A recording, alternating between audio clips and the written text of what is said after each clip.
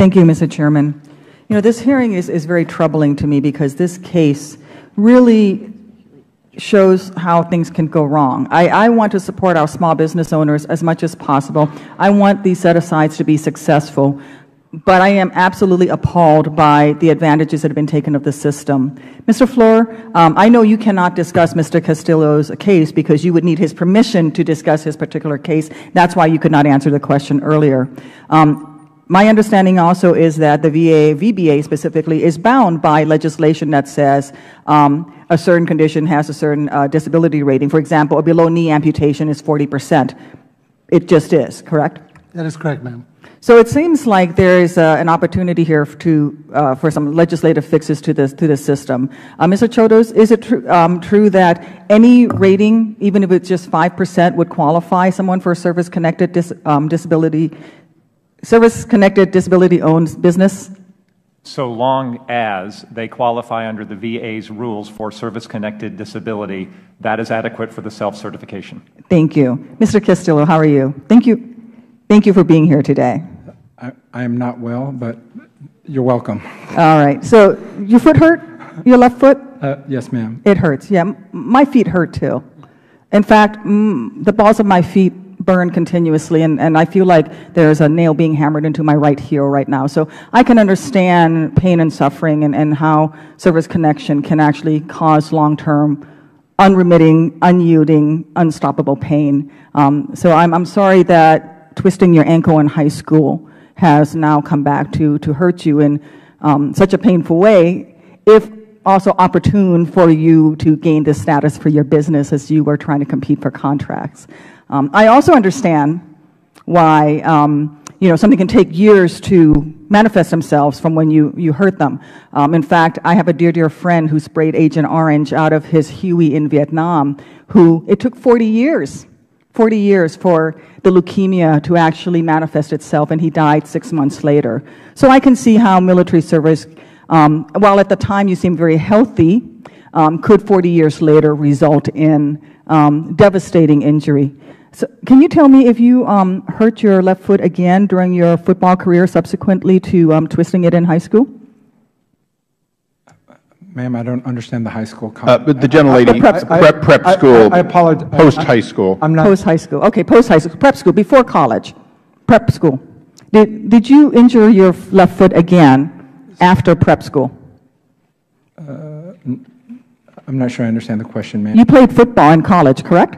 Yes, ma'am. As a quarterback? Yes, ma'am. Did you injure that same foot again subsequently in the years since you twisted it in prep school? Not to my recollection, ma'am. Not to your recollection. Okay. Why didn't you, Mr. Castillo, tell the VA that your doctor's note to them was inaccurate when you knew that it was? I don't feel that it's inaccurate, ma'am. Okay. Would you like me to address that? Yeah, go ahead. Yes, ma'am. So one of my doctors that submitted letters, so as part of the injury, you have to establish that it's chronic and reoccurring. So when I returned home to San Diego, my doctor from San Diego had also had said that he treated me for the foot injury that I suffered on active duty. When I moved to Las Vegas a couple of years later, that doctor submitted that he continued to treat me for that left foot, broken foot injury. Finally, when I moved to Virginia, I went to a doctor and that it continued to hurt, okay. and he established that. So Dr. Sam Wilson, who ironically was also stationed at Monmouth. Okay, I have to cut you off because I'm running out of time. I'm sorry. So I just want to so let me finish. So in talking to Dr. Wilson, who himself is a disabled veteran and very familiar with Fort Monmouth, and that his son had went there as well and played football. He actually was the one that talked to me about, hey, this may be something that is connected, and I believe I told him that I was first hurt. I have to cut you off. I have to cut you off. Now, this is not an argument. I'm talking. Yes, I'm up here. Yes, let me ask you this. Do you feel that the 30% rating that you have for the scars and the pain in your foot is accurate to the sacrifices that you've made for this nation? That the VA decision is accurate in your case? Yes, ma'am, I do. You know, my right arm was essentially blown off and reattached. I spent a year in limb salvage with over a dozen surgeries over that time period. And in fact, we thought we would lose my arm, and I'm still in danger of possibly losing my arm. I can't feel it. I can't feel my 3 fingers. My disability rating for that arm is 20%. In your letter to a government official, I think it's the SVA, attention Gina Mu, you said, "My family and I have made considerable sacrifices for our country. My service-connected disability status should serve as a testimony to that end. I can't play with my kids because I can't walk without pain. I take twice daily pain medication so I can work a normal day's worth.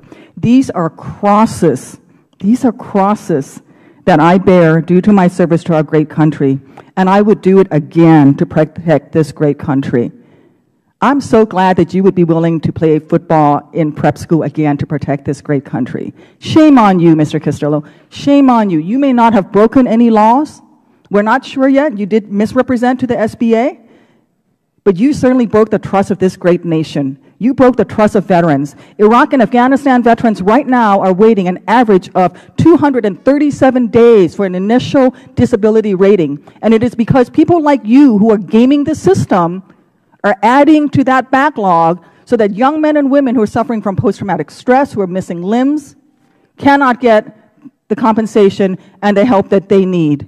And I'm sure you played through the pain of that foot all through college. Well, let me tell you something. I recovered with a young man, a Navy corpsman, who, while he was running into an ambush where his Marines were hurt, had his leg knocked off with an RPG. He put a tourniquet on himself and crawled forward. He is who played through the pain, Mr. Castillo. You did not. You took advantage of a system. You described these status just today, that other companies were using these special statuses as competitive weapons against you. You who never picked up a weapon in defense of this great nation, very cynically took advantage of the system. You broke the faith with this nation. You broke the faith with the men and women who lie in hospitals right now at Walter Reed, in Bethesda, at Brooke Army Medical Center in Landstuhl. You broke the faith with them. And if this nation stops funding veterans' health care and stops and calls into question why veterans deserve their benefits, it is because cases like you have poisoned the public's opinion on these programs. I hope that you think twice about the example that you're setting for your children. I hope that you think twice about what you are doing to the nation, this nation's veterans who are willing to die to protect this nation. Twisting your ankle in prep school is not defending or serving this nation, Mr. Castillo. Mr. Chairman, I'm sorry, you've been very indulgent. I yield back. I thank the gentlelady, and the time was well spent.